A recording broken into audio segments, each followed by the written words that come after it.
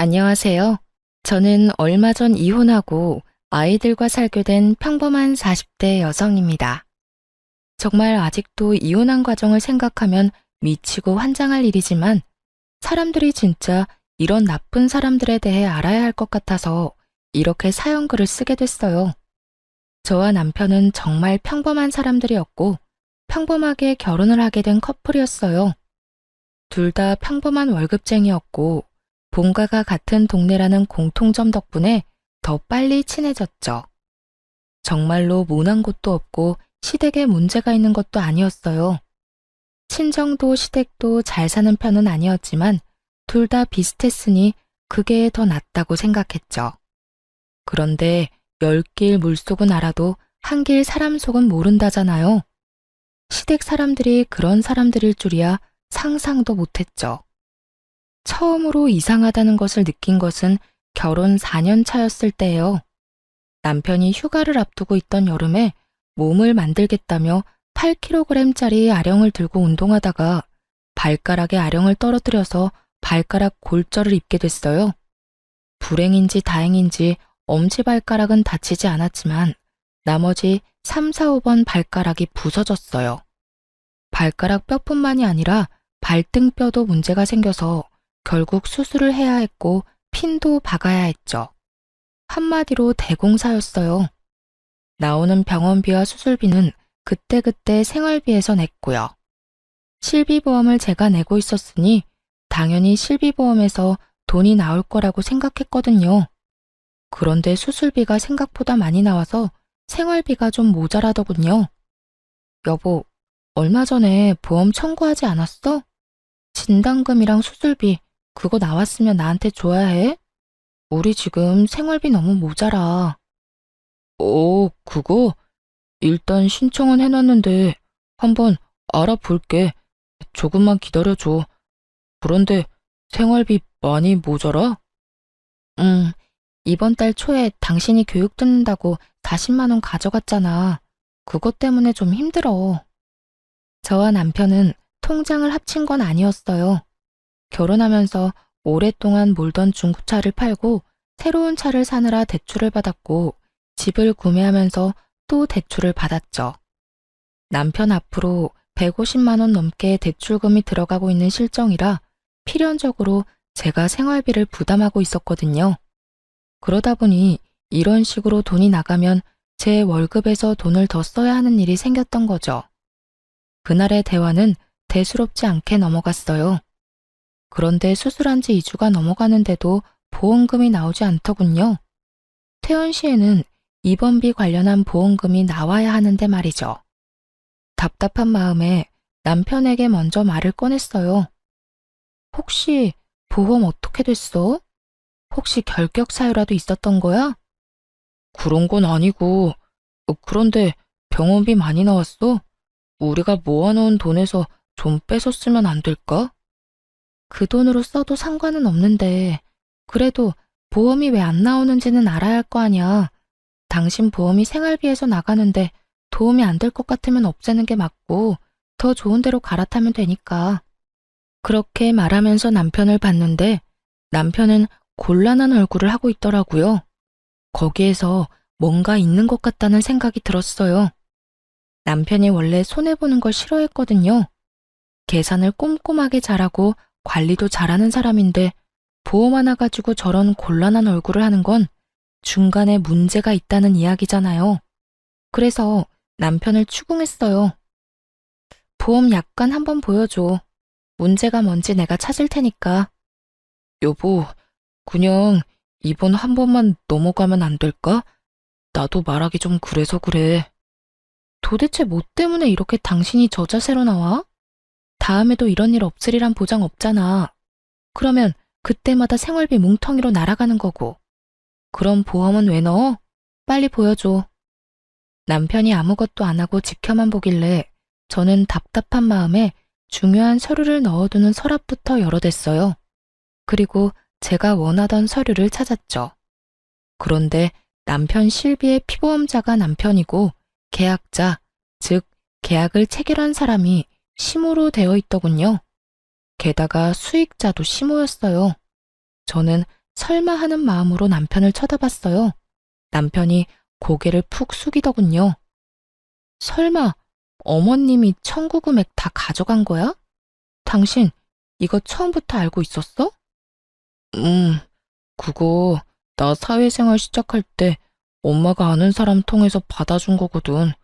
그래서 결혼 전까지 엄마가 돈 내주고 있어서 일단 엄마가 계약한 거기도 하고 나도 별 생각 없었지. 남편 말에 제가 답답한 듯 남편에게 따졌어요. 결혼 전이야. 어머님이 돈 내셨다 하니 보험금 나온 걸 드린다는 게 잘못됐다거나 나쁘다고는 생각 안 해. 그렇지만 결혼 후에도 어머님이 그걸 가져가신다는 걸 알았으면 이 보험을 어떻게 고칠 생각을 해야지. 돈은 우리 생활비에서 나가는데 혜택을 우리가 못 받는 건 문제가 있는 거잖아. 그렇긴 한데 엄마한테 이야기하는 것도 좀 그렇고 이번만 그냥 넘어가면 다음에는 이야기 한번 해볼 테니까. 분란을 피하고 싶은 건지 남편은 계속 다음에 하자고 미루더군요. 저는 그럴 생각이 없었어요. 수술비에 입원비까지 보험에서 다 나올 거라 생각하고 편하게 돈을 써댔는데 그 여파로 지금 당장 생활비가 모자라게 생겼으니까요. 어머님한테 가서 이야기하자. 이건 나중에 해야 할 일이 아니라고. 나중에 또 문제 생기면 어떡할 거야? 여보, 그러지 말고. 말리는 남편을 이끌고 시댁으로 갔어요. 시모가 뜬금없이 찾아온 저희 부부를 보고 묻더라고요. 무슨 일로 이런 시간에 찾아와? 연락도 없이. 어머님, 이 사람 보험 청구한 금액 어머님이 다 가져가신 거 사실이에요? 제 말에 시모가 눈을 새초롬하게 뜨더니 딴짓을 하며 말하더군요. 내가 그 보험 들어준 계약자니까 당연히 나한테 돈이 다 들어오지. 내가 들어준 거 아니냐? 아들이 피보험자고 내가 계약자니까. 어머님, 그럼 보험을 넣으신 이유는 뭐예요? 보험을 왜 넣다니? 당연히 아플 때 도움되라고 넣었지. 지금 그걸 어머님이 가져가시는 바람에 도움이 하나도 안 되고 있어요. 저희 생활비 펑크 났거든요. 그리고 아픈 사람은 남편인데 왜 남편한테는 도움 하나도 안 되고 어머님한테 돈이 들어가는 건지 솔직히 이해가 안 돼요. 계약을 그렇게 했는데 그럼 어쩌냐? 너 설마 그 돈 때문에 여기 와서 나 잡는 거니? 잡는 게 아니라 확실하게 하고 넘어가려고요. 솔직히 이제 그 보험비도 저희가 받아와서 내는데 왜 어머님이 그 돈을 가져가는지 모르겠네요. 청구 금액 돌려주실 거죠?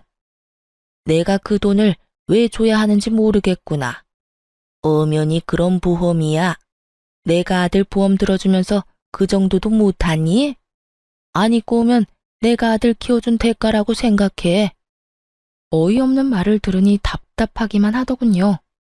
저는 찍소리도 못하고 가만히 있던 남편을 불렀어요. 여보, 당신은 어떻게 하고 싶어? 이렇게 앞으로 병원비 보험 지원도 안 받으면서 생돈으로 다 낼 생각이야? 그건 아니지만. 남편은 정말 답답하게도 저와 시모 사이 눈치만 보더군요. 하긴 자기 입으로 무슨 말을 하겠어요? 결혼 전에는 시모가, 결혼 후에는 제가 내줘서 본인이 돈 낸 적은 한 번도 없으니 말이죠. 남편에게 말해서 안 될 것 같아서 시모에게 단도직입적으로 말했어요. 그러면 계약자를 남편 이름으로 변경해주세요. 수익자도 당연히 남편으로 해주고요. 남편이 애도 아니고 자기 결정권 없는 사람도 아닌데 굳이 계약자 피보험자 나눌 필요 없잖아요. 그리고 무엇보다 돈을 우리가 내고 있으니까요. 내가 왜 그렇게 해줘야 해? 너희 참 이상하구나. 그럼 여태껏 내가 낸 돈은 어쩌라는 말이니? 지금 이 상황에서 이상한 건 어머님이시죠.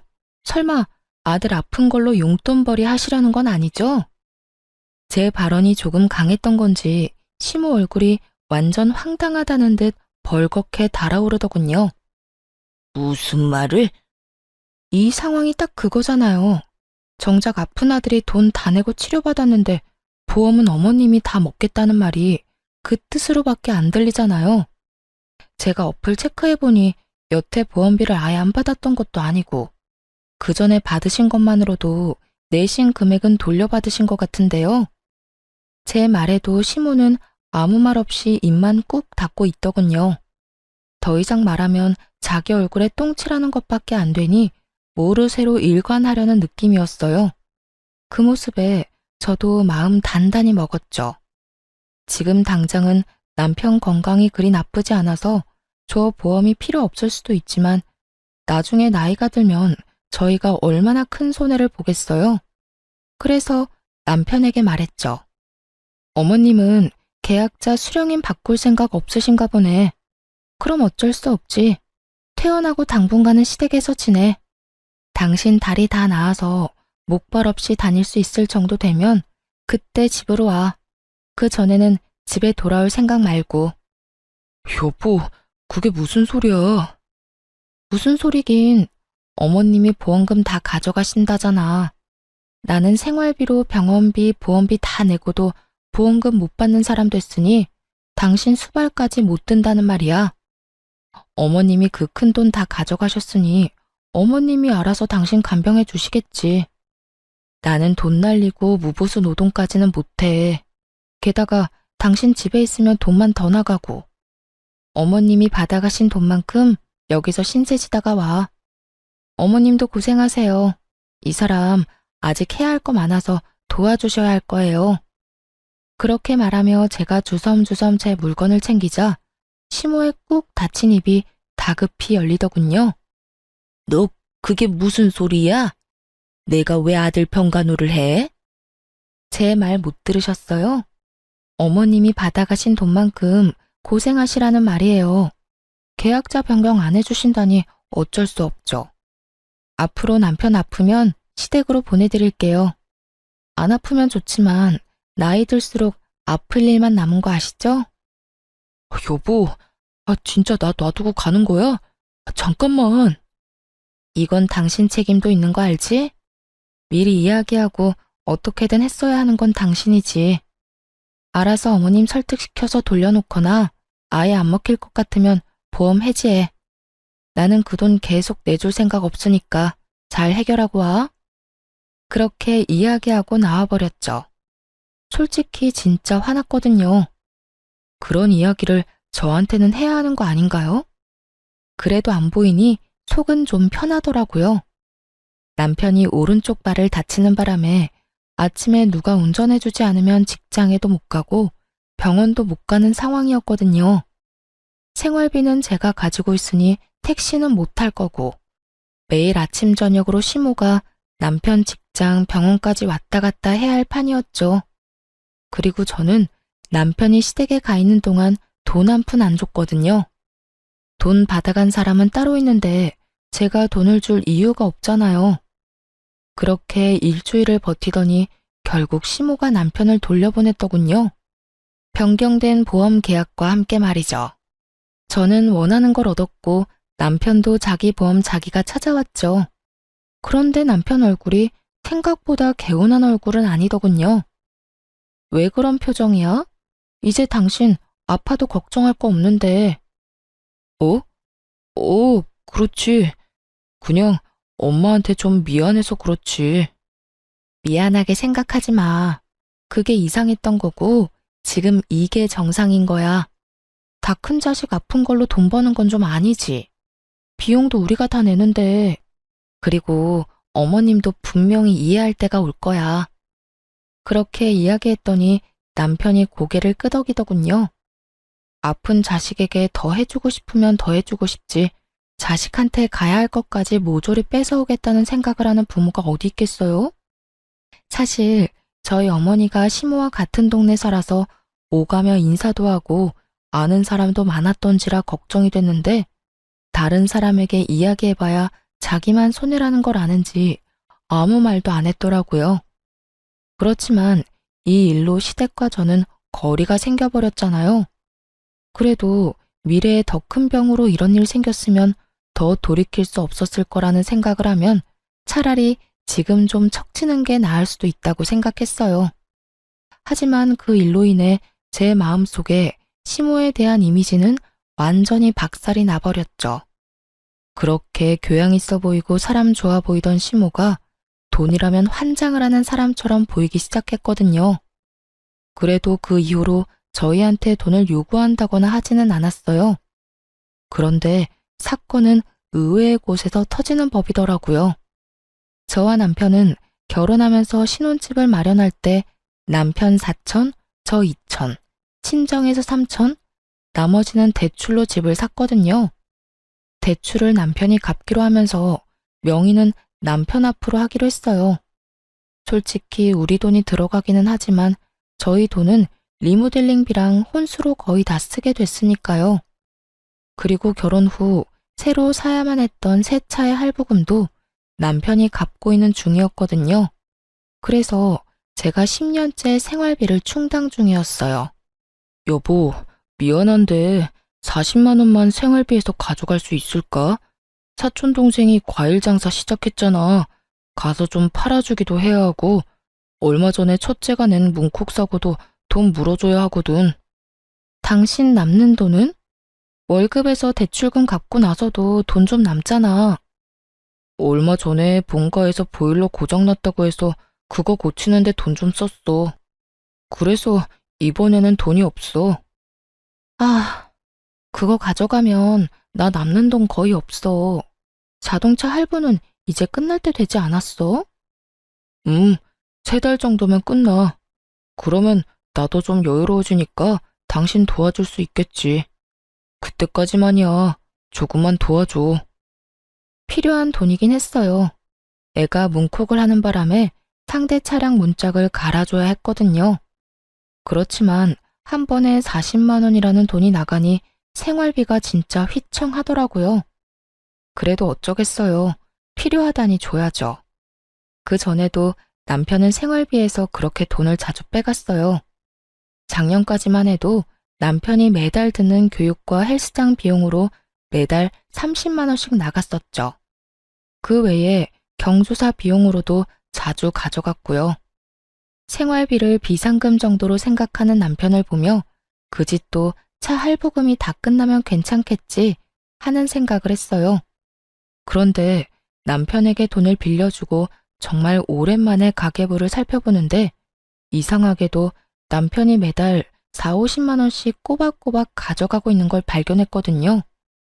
물론 이유는 다 달랐지만 정말 한 달도 빠짐없이 매달 가져갔어요. 그리고 항상 10일에서 15일 사이에 돈을 빼가는 걸 알게 됐죠. 이상하잖아요. 그래서 남편이 오래전에 만든 체크카드에 통장을 들고 통장 정리를 시작했어요. 하나둘씩 찍혀 나오는 내역을 보면서 저는 점점 입을 다물지 못하게 됐어요. 그 체크카드는 남편이 빚 갚는 용으로 사용하는 카드였는데 제게 빌린 돈이 그 카드로 들어가면 모조리 아파트 대출금으로 들어가더라고요. 게다가 아파트 대출금도 제가 생각했던 것보다 금액이 적었고 차 대출금은 이미 끝나 있더라고요. 순간 부들부들 떨리더라고요. 여태껏 150만 원이 넘는 금액을 대출금과 이자로 내고 있다고 생각했기 때문에 제가 생활비를 내고 있었는데 실제로는 모든 걸 다 속이고 있었다니.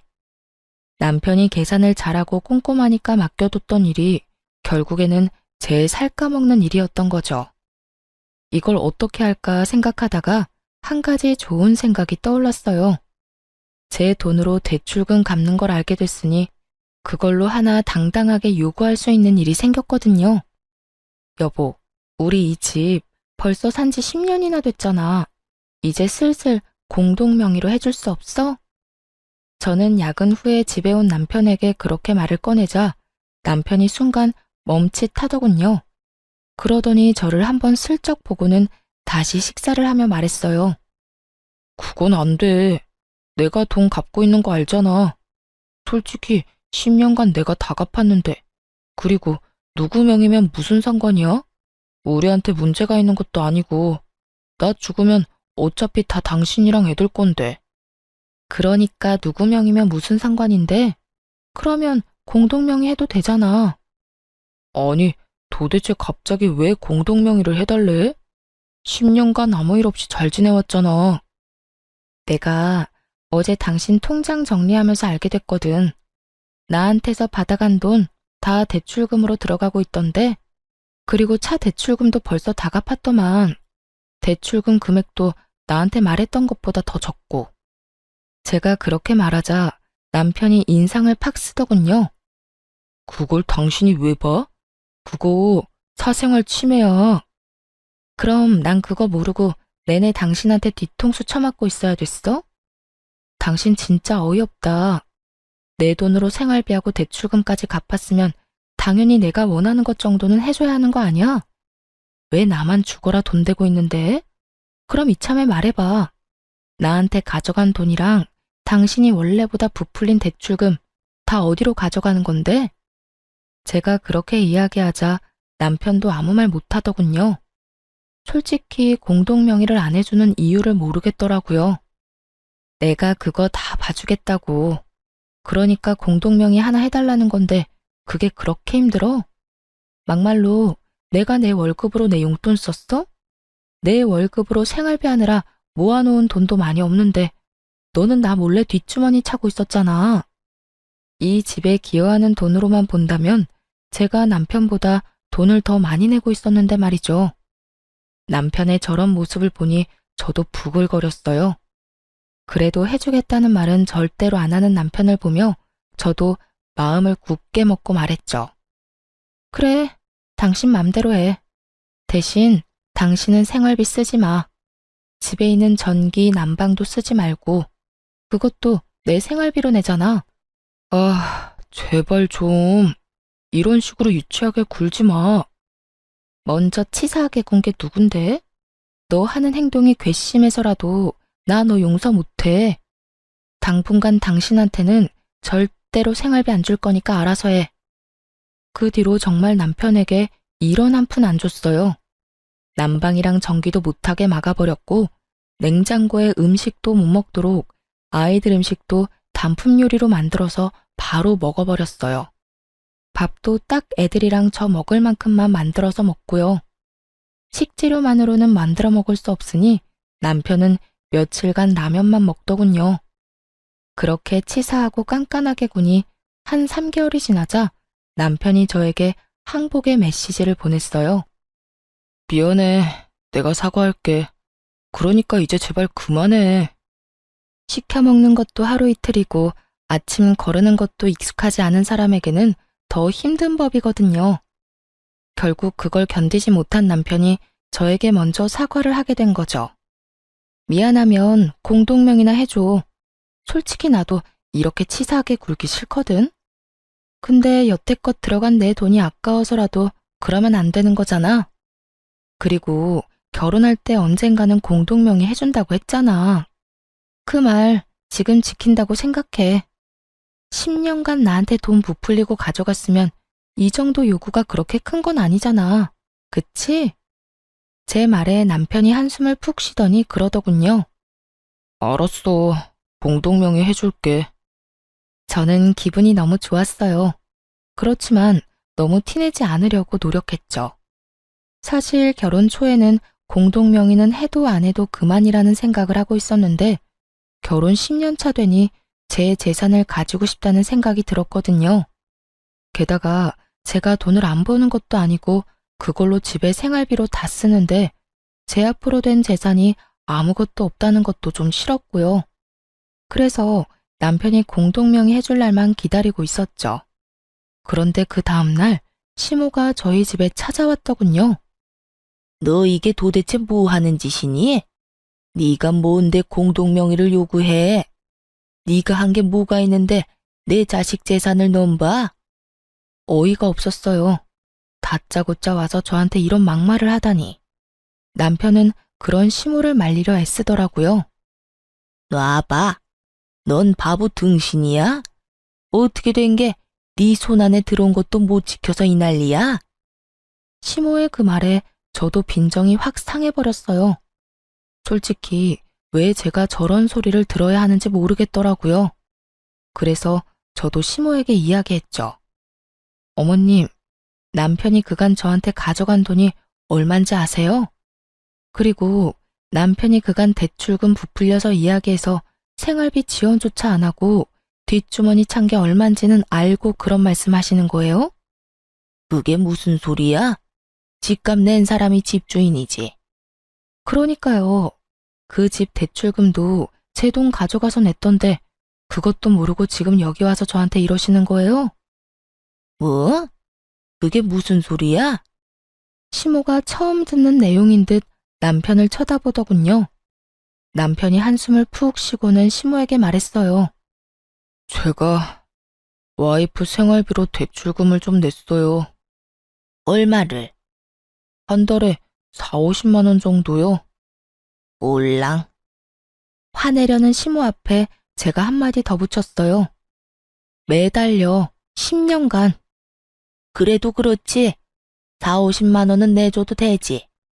제가 생활비로 150, 200 정도 이미 내는데도요. 생활비도 네가 내냐? 넌 생활비 안 줘? 네. 남편 말에 시모가 눈을 질끈 감더군요. 제가 이 집과 생활 유지에 돈을 더 많이 내는데 그거 요구하는 게 과한 일인가요? 나는 모르겠다. 니들이 알아서 해라. 시모는 무슨 말이 하고 싶어서 왔는지는 모르겠지만 그 말만 남기고 후다닥 사라졌어요. 분명히 아들 편을 들며 저를 혼내주고 싶었던 모양인데 어쩌겠어요. 사실로 따지면 제가 그 집을 가져도 모자란 것을. 그리고 솔직히 애초에 리모델링 비용까지 하면 오로지 남편 거라고 하는 것도 웃기잖아요. 그렇게 남편은 조만간 공동명의 해주겠다고 약속까지 했어요. 기분이 좋았지만 그 기분도 금방 가라앉았어요. 남편 때문이 아니라 친정 사정 때문에요. 저희 친정어머니가 지병으로 몇 년을 앓고 계셨는데 당장 수술이 필요한 상황이었거든요. 게다가 저는 생활비 쓰느라 돈 모아놓은 것도 많지 않았고요. 남편과 함께 모아둔 돈은 더 큰 집으로 가거나 애들 교육에 쓸 목적으로 모은 거였거든요. 제가 남편에게 슬쩍 물었죠. 여보, 우리 모으고 있는 돈 좀 빌려줄 수 있어? 우리 엄마 이제 곧 이식 수술인데 수술비가 너무 많이 들어서. 장모님 이식 수술 잡혔어? 그런데 어쩌지? 그 돈 지금 빼면 더 손해야. 이때껏 모아놓은 돈은 다 더 부풀리려고 각종 펀드랑 주식에 넣어놨잖아. 지금 팔면 원금도 보전 못해. 남편이 난색을 표하며 안 된다고 하더군요. 그거 말고 지금 모으고 있는 돈들은 그냥 적금만 깨면 되니까 괜찮잖아. 그래도 그건 우리 집에 문제 생기면 사용할 비상금이잖아. 그걸 장모님 수술비로 주는 건 좀... 처남은? 처남은 돈 없대? 걔 이제 막 결혼했는데 무슨 돈이 있겠어? 그러지 말고 좀 빌려줘. 엄마 수술하고 나면 조금이라도 갚아줄 테니까. 안 된다니까 왜 이래? 그 돈은 안 쓸 거야. 단호한 남편 답변에 속이 확 상했어요. 설마 제가 공동명의를 해달라고 했다고 그걸 이런 식으로 갚나 싶은 생각까지 들 정도였죠. 그럼 공동명의나 빨리 해줘. 꽥 소리 지르고 그날 대화는 그렇게 종료됐어요. 장모님이 아프다는데 괜찮냐는 말은 한마디도 없고 돈은 절대 못 빌려준다는 남편놈에게 우라가 치밀었어요. 그 다음날 남편이 야근하는 동안 저는 칼퇴근하고 집에 와서 남동생을 불렀어요. 누나, 엄마 수술비 어떡할 거야? 엄마 보험은 없나? 보험 있긴 한데 기대하기는 좀 어려워. 특약도 많이 없었고 그냥 기본이라. 낸 만큼 다 못 돌려받을 가능성이 높지. 너희 매형도 진짜 너무하지 않니? 어떻게 장모님 아프다는데 돈 절대로 못 빌려준다고 그렇게 선을 긋고. 너무 그렇게 생각하지 마. 매형도 생각이 다 있겠지. 일단은 대출이라도 해봐야지 뭐. 그렇다고 엄마 저대로 수술도 못하게 둘 수 없잖아. 아버지 돌아가시고 우리 두 남매 키우느라 고생하셨잖아. 호강도 못 시켜드렸는데. 동생을 집으로 부른 건 반찬을 싸서 주기 위해서였어요. 올케가 입덧이 심했는데 저번에 저희 집에서 먹었던 음식이 너무 먹고 싶다고 해서 저희 집 반찬하면서 겸사겸사 양을 더 많이 해서 만들었거든요. 그래서 동생을 불렀는데 엄마 수술 이야기 때문에 커피 한잔하며 이야기하다가 시간이 좀 늦어졌죠. 남편은 아직 들어오지 않고 있어서 이만 동생을 보낼 생각이었어요. 반찬 양이 많아서 동생 배웅도 할 겸 지하 주차장으로 같이 내려갔어요. 엘리베이터 타고 내려서 동생 차에 반찬이랑 애기용 물품을 싣고 있는데 뒤에서 익숙한 목소리가 들리더군요. 그러니까 미친 거지. 왜 내가 모아둔 돈을 처가에 갖다 붓냐? 와이프가 정신이 나간 거지. 얼마 전에는 돈독이 올랐는지 집도 공동명의 하라고 해서 난리도 아니었잖아. 아무리 봐도 남편 목소리였어요. 순간 벙쪄서 아무 말도 못하고 듣기만 하는데 가관도 아니었어요. 내가 나서려니 동생이 갑자기 조용하라는 제스처를 하며 폰을 꺼내 허둥지둥 녹음 버튼을 누르더라고요. 공동명의 해줬냐고? 내가 왜? 나 그거 해줄 생각 없어. 그냥 말만 그렇게 해놓은 거야.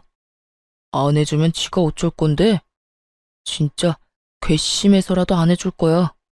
그리고 자기 엄마 아픈 걸 왜 내 돈으로 해결하려고 하는지 이해가 안 간다니까. 돈이 너무 아깝잖아. 어차피 곧 죽을 사람 병원비를 왜 우리가 내? 그리고 늙어서 그 수술비 정도도 마련 못해서 끙끙거리는 것도 웃기고. 여하튼 처가 식구들 진짜 완전 비호감이야. 이야기를 듣는데 귀가 썩는 기분이 들더라고요. 그런데 더 놀라운 이야기가 그 뒤에 나왔어요. 그리고 저번에 보험이랑 대출 와이프한테 걸린 거 생각하면 아직도 한숨 나온다니까. 그래, 그 보험 청구 금액 와이프 몰래 엄마랑 나눴거든. 병원비는 생활비로 내고.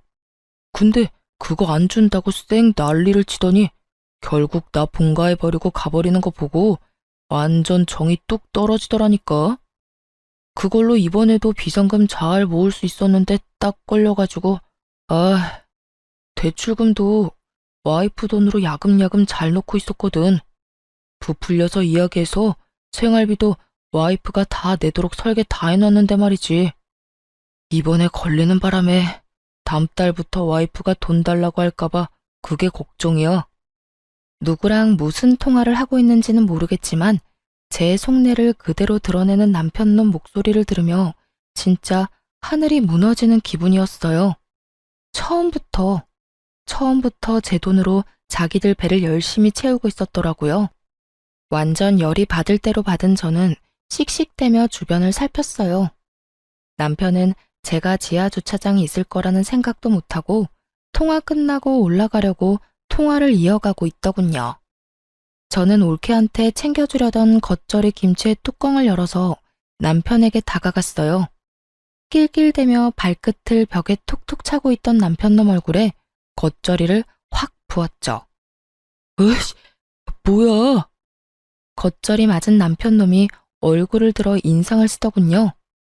그리고 그 앞에는 그 인상보다 더 더러운 표정의 제가 있었죠. 야, 너 우리 엄마 수술비 안 빌려준다던 게 돈이 아까워서 그런 거였어? 어? 말해봐. 통화할 때는 말만 잘하더니 왜 꿀먹은 벙어리야? 저는 남편놈 멱살을 쥐면서 남편을 추궁했어요. 그랬더니 동생이 급히 저를 뒤에서 말리더군요. 누나, 참아. 이렇게 화낸다고 될 일 아니잖아. 누나가 일단 참아. 아이씨, 더 이상 나 열받게 하지 마. 지금 이 상황도 짜증내기 일보 직전이니까. 방구 낀 놈이 성질낸다고 딱 그거였어요. 지금 네가 짜증이 나? 그래, 내고 오늘 너 죽고 나 죽자, 어? 열받은 제가 또 달려들자 동생이 말렸어요. 너 이대로 나 안 넘어가? 이혼해. 당장 이혼하자고. 이딴 식으로 너한테 돈 한 푼이라도 더 주면 내가 등신이고 바보 천치지. 누가 그런다고 겁낼 줄 알아? 이혼? 그래, 해. 하면 되지 왜 못하겠어? 보나마나 내가 더 유리하다고. 진짜 미치고 환장하겠더라고요. 자기가 뭐라고 저렇게 당당한지. 저는 이악 물고 이혼 소송에 들어갔어요. 엄마가 아픈데 저놈 얼굴까지 보고 있다간 속에 천불이 날 것 같았거든요. 소송 진행 중에 엄마 이식 수술 날짜가 잡혔어요. 엄마한테는 이혼한다는 말 안 했거든요. 괜히 걱정하고 스트레스만 받으실까 봐요. 수술 다 끝나면 이야기할 생각이었죠. 수술 며칠 전 엄마가 저랑 동생 불러서 그러더군요. 혹시라도 수술 잘못되거나 문제 생기면 엄마 폰 안에 사진 첩봐. 엄마가 거기에 너희들한테 조금이라도 물려주려고 모아둔 것들 사진 찍어놨어. 비밀번호도 거기 같이 있고 사망보험금도 얼마 전에 물어보니 꽤 많이 나올 것 같고 모아둔 돈이랑 엄마 살던 집, 내 앞으로 된 시골 땅 팔면 너희 앞으로 3억씩은 돌아갈 거야. 그리고 수술비도 걱정하지 말고 무조건 그 통장에 있는 돈 써. 알았지? 동생과 저는 깜짝 놀랐어요.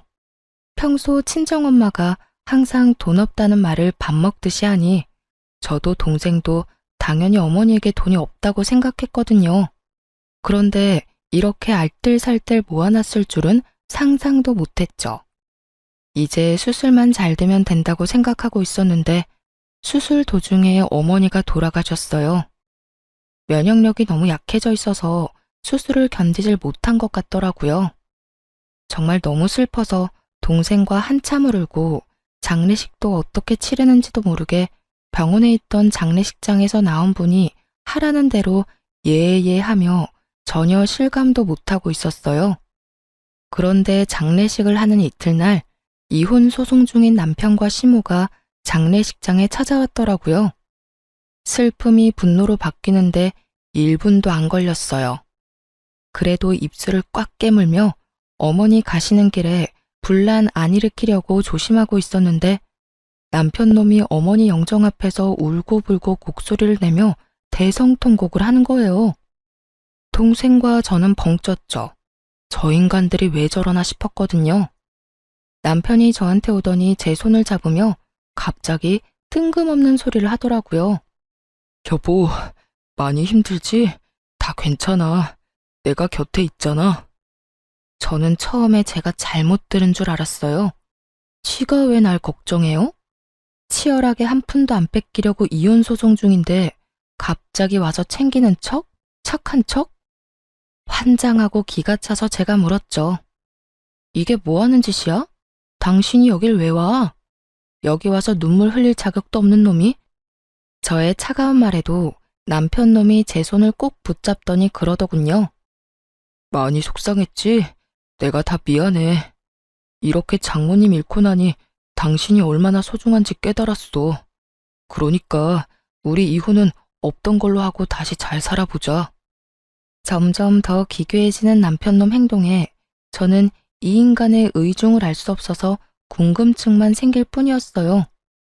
다시 잘 살아? 당신이랑 내가 왜? 나한테 한 푼도 주기 싫어서 이혼 소송도 그렇게 지랄맞게 하고 있으면서? 그래, 당신 입장에서는 그렇게 생각할 수 있지. 하지만 다 당신을 위해서였어. 그리고 당신이 원하면 다시 재결합하면 바로 집도 공동명의로 해줄게. 그거 당신이 원했잖아. 남편놈 말에 미치고 팔짝 뛰겠더라고요. 갑자기 재결합 이야기를 왜 하냐고요? 근데 그 의문을 해결해줄 사람이 금방 다가오더라고요. 시모와 어머니의 친구분이셨어요. 어머니 친구분은 보험 설계사로 일했었고 지금은 일을 그만두셨는데 이분이 저희 어머니와 시모 두 사람을 다 알고 있었거든요. 아휴, 그래. 저번에 사망보험금 얼마 나오는지 알려달라고 전화했을 때도 너희 이혼 전혀 모르고 있었어. 그리고 네 시어머니도 둘이 진짜로 헤어질 생각 없어서 네 어머니한테 말 안 한 거라고 하던데 둘이 잘 돼서 어머니 모시면 얼마나 좋아하겠어. 그 보험 설계사의 말을 들으니 이제 알겠더라고요. 이 인간들이 뭘 원했는지요. 엄마가 사망보험금 알아보러 전화한 후에 시모랑 보험 설계사가 통화한 게 틀림없어 보였어요. 보험 설계사가 엄마 재산에 대해 이야기했겠죠. 그러니 돈 때문에 지금 저한테 다시 재결합하자는 이야기였죠. 그리고 지금 이혼 소송이 남편에게 유리한 쪽으로 흘러가지는 않고 있었거든요. 남편은 제가 집값을 내지 않아서 재산 분할을 해줄 수 없다는 상황인데 제가 남편 계좌로 보내준 돈과 생활비에 쓴 돈까지 제가 쓴 금액이 더 많아서 남편 원하는 비율로 안 되고 있었거든요. 자기가 좋은 조건으로 승소할 수 없을 것 같으니 저를 회유하려는 것처럼 보였어요.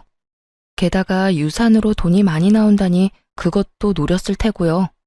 제가 몰랐으면 몰랐지 남편과 시모의 행동과 생각을 모두 알고 있는데 이런 개수작을 부리다니.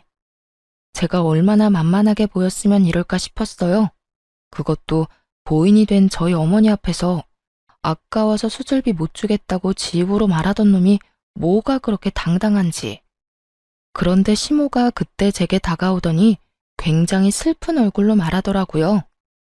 아가, 고생이 많다. 우리 애가 철이 없어서 이혼 이야기가 나왔다만 그래도 너희는 애를 낳고 산 부부잖니.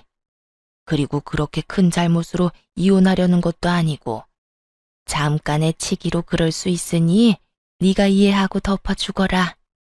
그 정도 흠은 살면서 아무것도 아니야. 뻔뻔하게 덮어주라는 말을 하다니. 시모도 남편만큼 뻔뻔하고 염치 없는 행동을 잘하더라고요. 그래서 저도 남편 놈과 시모 우라통 터지게 해주기로 했어요. 저는 남편 팔을 탁 쳐내고 말했어요. 내 대답을 들려줄게. 저는 그렇게 말하고 핸드폰을 꺼냈어요. 그리고 그 안에 저장된 녹음본을 틀었어요. 제일 큰 볼륨으로 말이죠. 여기 장례식장에 있는 모든 사람들이 들을 수 있도록. 그 녹음본은 동생이 그날 녹음한 거였죠. 자기 엄마 아픈 걸 왜 내 돈으로 해결하려고 하는지 이해가 안 간다니까. 돈이 너무 아깝잖아. 어차피 곧 죽을 사람 병원비를 왜 우리가 내? 그리고 늙어서 그 수술비 정도도 마련 못해서 끙끙거리는 것도 웃기고. 여하튼 처가 식구들 진짜 완전 비호감이야. 쩌렁쩌렁 남편 목소리가 흘러나오는데 사람들이 수군거리더군요. 하긴 그럴 수밖에 없죠.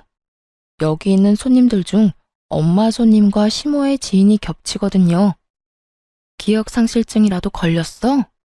네가 네 입으로 우리 엄마 수술비 안 준다고 했잖아.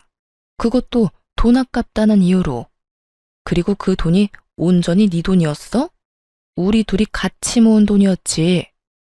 이게 내 대답이다. 알아듣겠어, 정신 나간 놈아? 이제 와서 재결합? 웃기고 있네. 왜? 엄마 죽고 나니까 이제 돈 나갈 거 없어 보이니 나하고 재결합할 생각이었어? 근데 어쩌냐? 너 같은 인성의 남자랑 결혼한 게 내 인생 최악의 선택인데. 2번 다시 몇 억을 너랑 같이 준다 해도 너랑 재결합은 없어. 제 말이 끝남과 동시에 장례식장이 웅성거리기 시작했어요. 설마 진짜로 저랬단 말이야? 저게 사위가 아니라 웬수지. 아이고, 저거 모르고 간 고인이 다행인 건지 불행인 건지. 세상에, 겉으로는 며느리가 잘못해서 이혼한다더니 그게 아니라 자기 아들한테 문제가 있었네. 아무리 그래도 처갓집을 저렇게 홀대할 수가 있어? 뒤에 이야기가 더 흘러나올수록 사람들의 이야기 소리는 더 커졌고 시모와 남편은 얼굴이 새빨개져서는 저를 찌를 듯이 노려보더군요. 제가 겁이라도 낼 줄 알았나 봐요. 제가 도리어 더 눈을 똑바로 뜨고 째려보는데 동생이 그 사이에 끼어들어왔어요. 형님, 여기서 형님 반기는 사람 아무도 없어요. 저희 가족들도 누나도 그리고 저희 어머니도요. 그러니까 알아서 좀 빠져주세요. 저렇게 조롱해놓고 저희 어머니 장례식에 오는 건 저희를 무시하는 건가요? 아니면 저희 어머니를 무시하는 건가요? 설마 자기 입으로 저렇게 다 말해놓고 아니라는 말 하실 건 아니죠? 남동생의 그 말에 남편이 주변의 눈치를 살살 보더니 결국 시모를 두고 자기 몸만 빠져 도망치듯 나가버렸어요. 속이 시원하더라고요. 여기 사람들 중에 시모와 남편 아는 사람들이 많았거든요. 지금껏 시모와 남편을 착한 사람이라고 잘못 알고 있다는 것만으로도 완전히 열받았는데 그 사람들에게 다 알려줄 수 있었으니까 다행이라 생각했어요.